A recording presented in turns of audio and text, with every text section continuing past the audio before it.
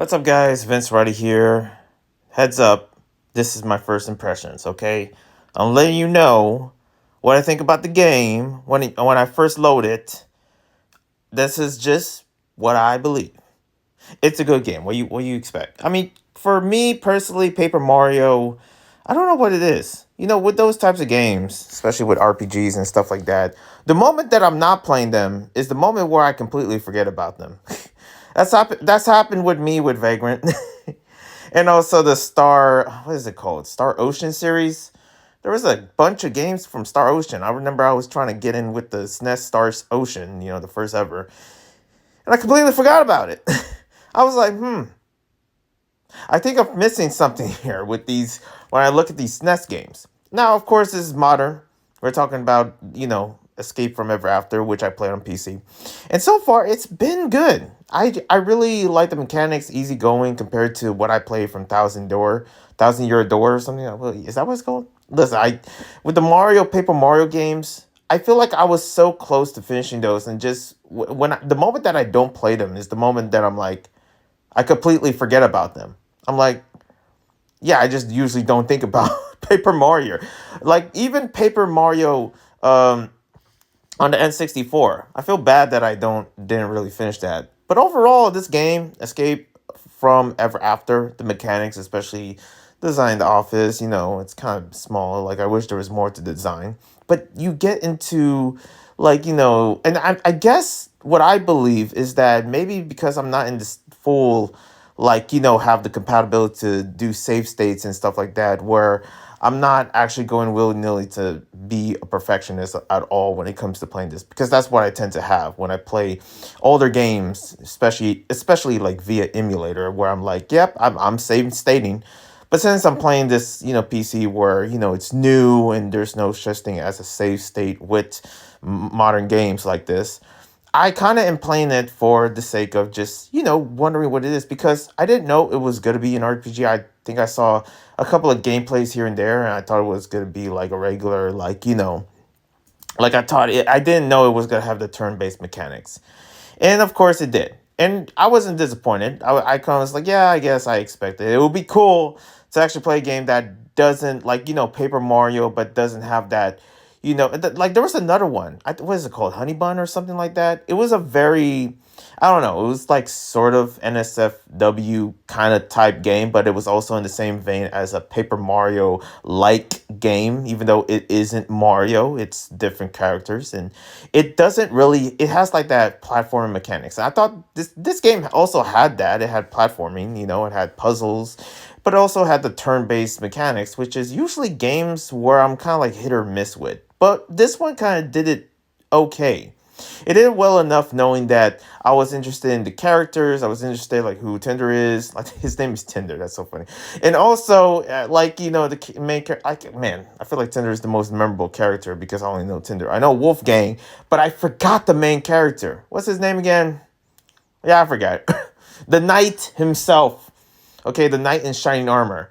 And basically in this world, especially in this day and age when it comes to ever after, adaptations and stuff like that, this one kind of does it well enough to know that it gained my attention when I first, had my turn with it, and pretty much, still waiting for that hunger to actually come back or something. I just know I saw the game. I was like, I have to get it. I got to get it. And I'm hoping, listen, it feels like there is this feeling where this game could be easily finished in some ways. But there's a part of me where if I forget about it, oh boy, I forget about it. But so far, I'm enjoying it. For any game like that is pretty much, a turn-based, Paper Mario like game. And I love the thing is that Paper Mario itself, if it's going to be any RPG or something like that, or any turn-based, I mean, you might as well give it that Paper Mario aesthetic just for a bit of nostalgia, at least for me. I mean, I've been playing, I can't believe I played a Thousand Year Door like two times already, and I just never really got into it. And it's pretty much, I just wish that I finished some of these Paper Mario games, and I know I'm going off on a side tangent here, but I would really love to play there's this newest Paper Mario game. But of course, it's not about Paper Mario. It's interesting. This is now the second or third game that I saw in the eShop. even though I didn't play in the eShop because PC superior. Oh yeah. But I could have played on the Switch, but the thing is that this is the third game that I've seen on the eShop where it just completely copied like the mechanics of some of the other games. Like there was another one that I saw that was it was like a mockery to Power World, but also in the same way mockery to Pokemon, even though it's not Pokemon. And like I don't know. Like I don't know if I talked about that in some Vince talk or something or a previous video, but I saw that on eShop. Like, this is a bootleg Pal World. It has the word Pal Land. Like it's called Pal Land. What the heck? And now there's this other game that is better.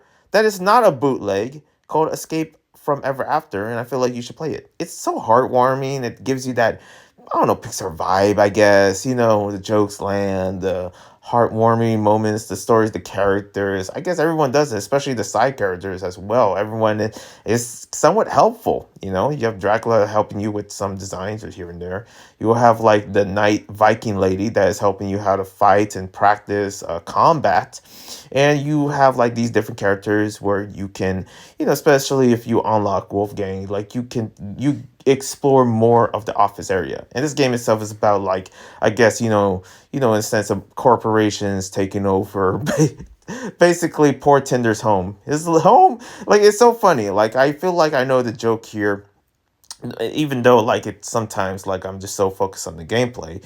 But it's interesting. It's unfortunate. I'm like, yeah, Tinder's home got invaded, and now they turned to an office, and he can't do anything about it. And they thrown him in his own cage. It's like that's hilarious.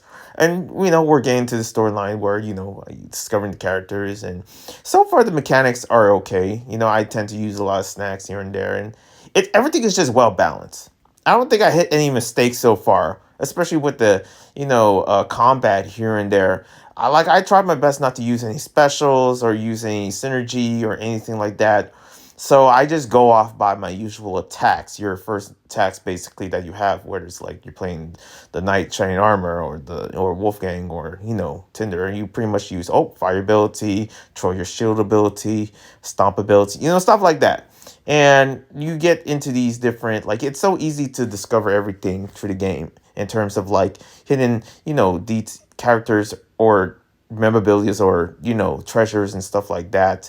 And I had my moments of just like enjoying the game, enjoying the game's music, especially when Wolfgang is popping out, like especially being the character he is of just playing the guitar. I find his music enjoyable. I don't know about the character much. I don't know what that's about. It's supposed to be like a German guitarist or whatever. I don't know.